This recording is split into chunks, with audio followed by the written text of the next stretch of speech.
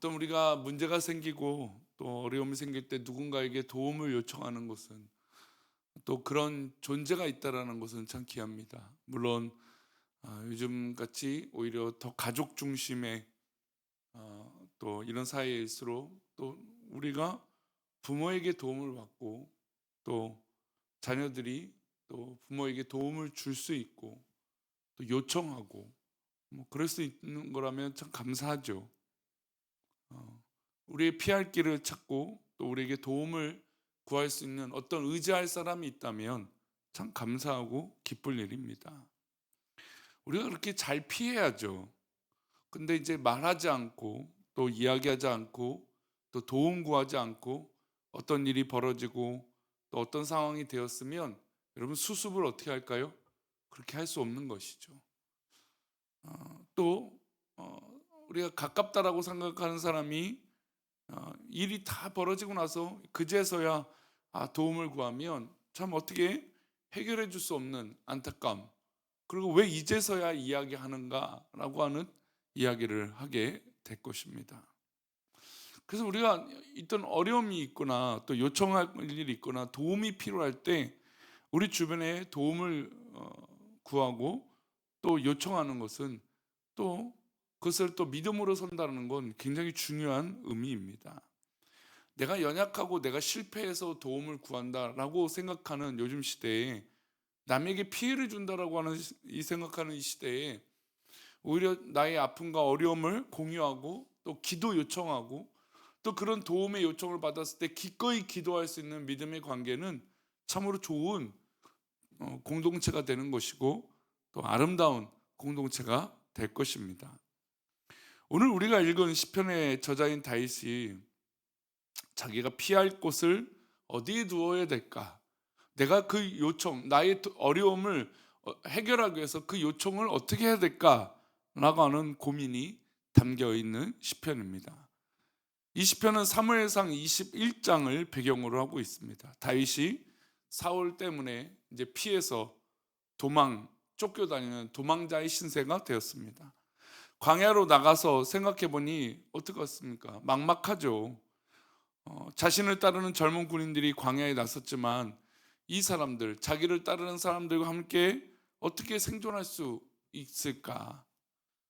내가 지금 자존심과 모든 상황을 내려놓고 어떻게 하면 나를 따르는 이들을 살리고 또 나도 어떻게 하면 살 수 있을까? 잘못했다간 까딱했다간 사울의 손에 죽을 수밖에 없는 이런 어려움이 있는데 어떻게 할까라고 하는 고민이 있었습니다. 그래서 그가 생각한 게 있습니다. 어떻게 하면 내가 살 수 있을까? 어떻게 하면 내가 이 사울 왕의 이 죽음의 손에서 피할 수 있을까? 그런 생각이 들었던 것 중에 방법이 하나 떠올랐는데 블레셋 가드왕 아기스에게 가서 도움을 구하는 것이었습니다. 블레셋의 방백 중에 하나인 어떤 이 가드를 다스리는 아기스에게 가서 생명을 좀 보존하기 위해서 도움을 요청해야겠다. 그리고 일종의 정치적 망명을 하겠다라고 그 시도를 하게 됩니다.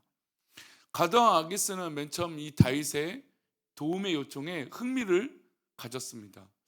이를 도와줄까? 어떻게 할까? 이런 생각이 들었죠. 근데 역시 이 블레셋의 이 정적은 이스라엘이잖아요. 그러다가 이스라엘의 장군이었던 다윗이 이 가드로 왔을 때 누가 의심을 할까요? 신하들이 의심을 하죠. 저 사람의 의도가 뭘까? 뭐 사울 왕의 이 죽음 또 위기를 극복하기 위해서 모면하기 위해서 이쪽으로 와서 도움을 요청하고 망명을 요청하는데 과연 이 다윗을 믿을 수 있는가? 당연히 그들 입장에서 못 믿겠죠. 그래서 신하들이 이 가드왕 아기스에게 이 다윗 못 믿습니다. 이 다윗을 어떻게 도와줄 수 있습니까? 또한 가드는 어떤 곳이냐면 왜 신하들이 더 믿지 못하냐면 가드의 고향이었던 사람이 있습니다. 가드가 고향이었던 사람이 바로 골리앗이죠. 골리앗을 누가 죽였습니까? 다윗이 죽였잖아요. 그곳에서 골리앗을 추종했던 사람들, 골리앗과 함께했던 사람들, 심지어 이 골리앗과 싸워 이긴 다윗, 그를 받아준다는 것은 뭐 아무리 왕이 이 흥미를 갖고 받아줄 수 있을지 모르지만 주변의 모든 사람들은 반대할 수밖에 없는 일이었다는 것이죠. 그래서 자신의 생명 위기에 있음을 다윗은 또 다시 깨닫습니다. 아, 지금 이 주변의 사람들이 나를 기뻐하지 않구나. 나를 좀 이상하게 생각하고 있구나. 그런 위기감이 온 거죠. 그래서 빨리 도망가야겠다. 그래서 다윗이 이 분위기가 이상하다라는 걸 느끼게 돼서 이 가드왕 아기스에게 도움을 요청하고 나서 다시 빠져나옵니다. 그래서 이 빠져나오면서 기록했던 시편이 바로 오늘 이 시편 34편입니다. 다윗이 이제 이 위기가 온 거죠. 가드왕이 아기스가 이 신하들의 말을 다시 듣고 이 다윗을 가만두면 안 되겠구나. 그래서 이 다윗을 쫓아가게 됩니다. 근데 다윗이 이제 위기에 봉착하게 되죠. 이때 했던 게 뭐냐면 다윗이 미친 척을 하게 되는 겁니다. 그래서 침을 흘리고 막 정신 나간 행동을 하면서 내가 지금 뭐 이런 상태다라고 하면서 그래서 그들에게 불쌍하게 보이는 이 미친 척하는 행동을 하게 된 것이죠. 이게 바로 사무엘상 21장의 내용입니다. 그래서 시편 34편에 표제어가 있는데 가드왕 아비멜렉에 의해서 쫓겨난 이후에 지은 시라고 나와 있습니다. 이 일 이후에 그가 깨달은 것이 있어요. 그게 8절입니다. 뭘 깨달았을까요? 함께 읽겠습니다. 너희는 여호와의 선하심을 맛보아 알지어다. 그에게 피하는 자는 그가 자기가 살기 위해서 이 가드 지역과 아기스와 또 이 지역에서 내가 살겠다라고 도움을 구하고 요청을 했습니다. 인간적인 방법이죠. 그러니까 그런 방법으로 도움을 구했는데 결국 자기는 오히려 다시 죽을 수밖에 없는 그런 위기가 또 닥쳐오게 돼서 그가 침을 흘리면서 내가 미친 척하면서 내가 이상하다. 그러니까 상대방도 이런 미친 사람 뭐 죽여봤자 뭘 하겠는가, 잡아봤자 뭘 하겠는가, 그런 불쌍한 마음이 들어서 그를 풀어준 겁니다. 그러고 나서 다윗이 고민했던 거 이것이에요. 내가 과연 살려고 피했는데 그 살려고 피하는 방법이 인간적이었다라는 것이죠. 결국 자신이 피하는 방법, 자기가 살 수 있는 방법은 누구한테 피하는 게 복이 있습니까? 하나님께 피하는 게 복이 있다라고 고백하는 것이죠. 여러분, 우리가 목장 모임을 하고 기도 요청을 할 때 가장 중요한 건 그 기도하는 이유가 뭡니까? 하나님께 그 방법이 있다라고 고백하는 거 아닙니까? 우리가 도움을 요청하고 도움을 구하는 그 사람이 우리를 직접적으로 도와줄 수도 있겠지만, 그러나 무엇보다 믿음의 공동체는 어떻습니까? 함께 기도하는 게 은혜고 목적 아닌가요? 내가 지금 당장 뭔가 해줄 수는 없지만 하나님께 함께 기도하는 의미가 있다라는 것이죠. 위기와 어려움을 겪을 때마다, 크고 작은 고비를 만날 때마다 눈에 보이지 않는 하나님을 의지하는 것이 가장 중요한 방법이라는 것입니다. 그것이 선한 방법이고 그것이 우리가 살 수밖에 없는 이유입니다.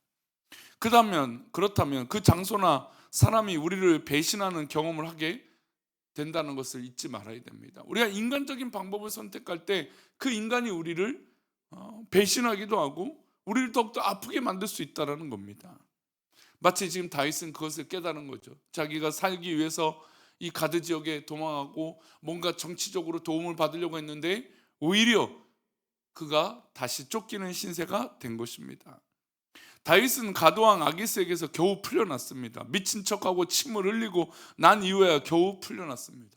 여러분, 이게 얼마나 비굴하겠습니까? 내가 살기 위해서 이렇게까지 하는데. 그래서 사무엘상 22장을 보면 그가 다시 어디로 가게 되냐면 광야로 가게 됩니다. 숨을 곳이 없는 광야에서 발견한 것이 아둘람 굴이었습니다. 도저히 내가 이것저것 숨었는데 방법이 없어요. 그러다 찾아난 게 아둘람 굴이에요.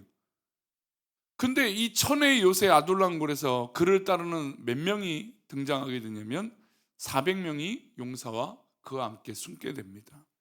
사람을 의지했다가 크게 당하고 광야로 나온 그를 하나님은 도우셨습니다. 그리고 하나님은 그에게 숨을 곳 안식처를 허락하시죠. 그 안식처에 천의 요새 이 아둘람 굴에서 살게 하시고 그와 함께하는 400명을 붙여주신 것입니다. 그게 이제 그 고백이 바로 6절이에요. 함께 읽어볼까요? 이 공고한 자가 부르짖음에 여호와께서 들으시고 그의 모든 환난에서 구원하셨도다. 예, 이 모든 내 이 공고한 사람, 이래도 안 되고 저래도 안 되고 어찌할 수밖에 없는 이 상황에 있는 이 공고한 자가 할 수 있는 방법은 하나님께 부르짖는 겁니다. 하나님께 부르짖었더니 하나님께서 들어주시고 그 환난에서 구원하여 주셨다는 겁니다. 아둘람 굴을 허락하여 주시고 그 광야에서, 여러분 광야에서 어떻게 살 수 있겠습니까? 근데 제가 이제 이스라엘에 갔을 때 이런 산악 지역과 이 아둘람 굴을 추정하는 굴들을 보는데 얼마나 천의 요새 같은 곳인지 몰라요. 그 광야에서 그런 곳을 하나님께서 허락하셔서 이 다윗이 그곳에서 버티고 살 수 있는 어떤 그런 안식처를 허락하여 주신 것입니다. 하나님께 부르짖었더니 내 눈이 뜨인 거예요. 하나님께 기도했더니 다른 것을 찾게 하는 것이고 다른 것을 허락하여 주시고 그곳을 통해서 우리를 구원하여 주셨다는 겁니다. 하나님 살려주십시오. 저는 이제 갈 곳이 없습니다. 믿었던 이에게도 쫓겨나고 이 광야에서 어디에서 숨어 지낼 수 없습니다. 하나님께 간구하고 부르짖었더니 하나님은 그에게 숨을 공간을 허락하여 주신 것입니다. 다윗은 한 번 더 고백합니다. 17절인데요. 함께 읽겠습니다. 의인이 부르짖음에 여호와께서 들으시고 그들의 모든 환난에서 건지셨도다. 부르짖음을 강조하는 이유는 인생의 위기를 당할 때 사람을 의지하거나 장소를 찾아가는 것이 우리의 생명의 안전을 담보하는 것이 아니라는 것이죠. 광야에 있건 어디에 있던 그 장소가 중요하지 않습니다. 이 방법을 쓰든 저 방법을 쓰든 그 방법이 중요하지 않아요. 하나님께 부르짖는 자리가 있느냐 없느냐가 중요한 것이죠. 하나님 앞에 부르짖고 구하고 오직 하나님만 의지하면 우리가 어디에 있는지 하나님은 반드시 살 길을 주실 것입니다. 그리고 하나님 우리를 도와주실 것이에요. 부디 살아가는 삶의 현장에서 하나님께 부르짖는 것을 놓지 않기를 소망합니다. 오늘도 우리는 하나님께 부르짖고 구하며 엎드리는 것입니다. 하나님 앞에서 구하십시오. 하나님께 우리가 피할 곳을 찾아 허락하여 주실 것이고 하나님께서 우리에게 아둘람 굴을 예비해 두시고 또 우리와 함께할 400명을 그 이상을 허락하실 것이고 또 하나님께서 우리를 구원하여 주실 것을 믿습니다. 어떤 기도 제목이 있든지 어떤 소원이 있든지 온전히 하나님께 구함으로 하나님의 선하신 은혜를 경험하는 저와 여러분 되시기를 축원합니다. 기도합니다. 하나님 아버지, 우리를 붙드시고 인도하여 주신 하나님 감사합니다. 우리가 주님의 은혜 가운데 살아가며 주님 선하시고 복된 은혜를 우리가 경험할 수 있도록 하나님 복을 내려 주옵소서. 주께서 사랑하시는 믿음의 백성들을 더 굳건하고 강건하게 하여 주셔서 하나님의 선하신 일들을 우리 삶의 현장에서 경험함으로 내가 오직 피할 길은 오직 주님밖에 없음을 고백하고 주님의 인도하심을 경험하게 하여 주옵소서. 우리가 다른 것을 바라보지 아니하고 내 인간적인 피할 길을 찾는 것이 아니라 하나님께서 예비해 주신 것을 경험하게 하여 주옵소서. 우리들을 그렇게 인도하여 주실 것을 믿고 감사하며 거룩하신 예수 그리스도 이름으로 기도 올리옵나이다. 아멘. 하늘에 계신 우리 아버지여, 이름이 거룩히 여김을